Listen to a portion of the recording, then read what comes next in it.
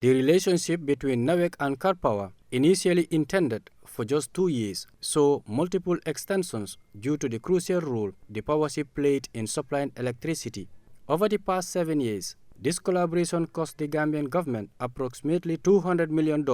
Speaking about the transition, Nawec's managing director, Mr. Gallo Seidi, stated that Karpower is no longer needed in any service, lamenting that other sources could step in with lesser budget, adding that the market is wider now and there is the freedom to work with other entities. And at the time there was a need for Karpower. It was a pressing need for Karpower, and it was meant to be very temporal. It was meant to be 2 years.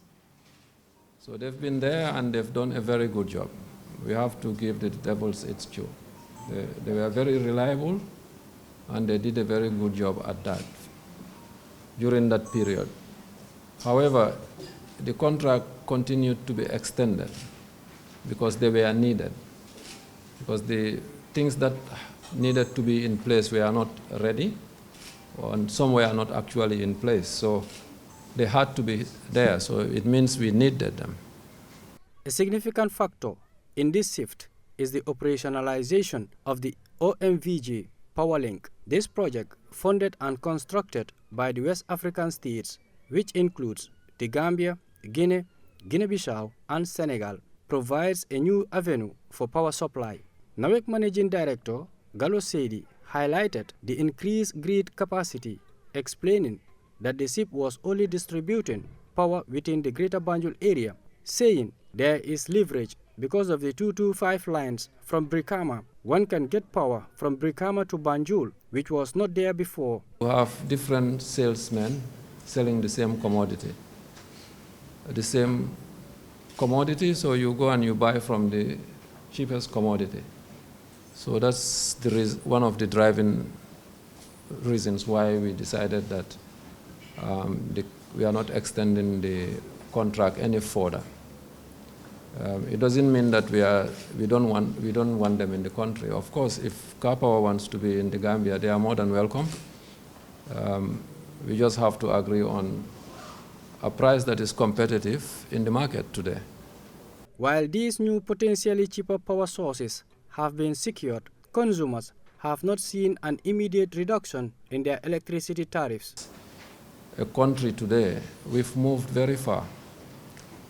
Before, I would say about 4-5 months ago, this 225 line that is coming from Brikama all the way down to Jabang here was not there.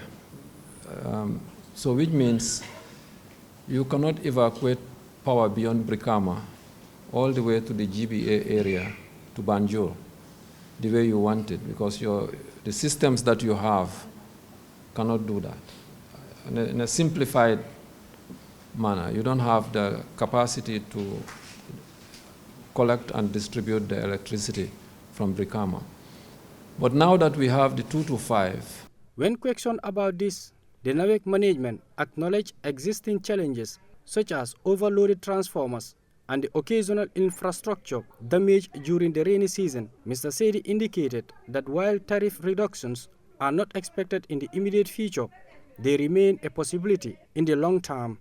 The departure of the Karpower ship marks a significant step in Gambia's energy landscape, with the country looking towards regional collaboration and diversified sources to meet its power demands. While immediate financial benefits for consumers are not guaranteed, the move towards potentially cheaper energy sources offers hope for more affordable electricity in the future. Lamin Ba, Star TV News.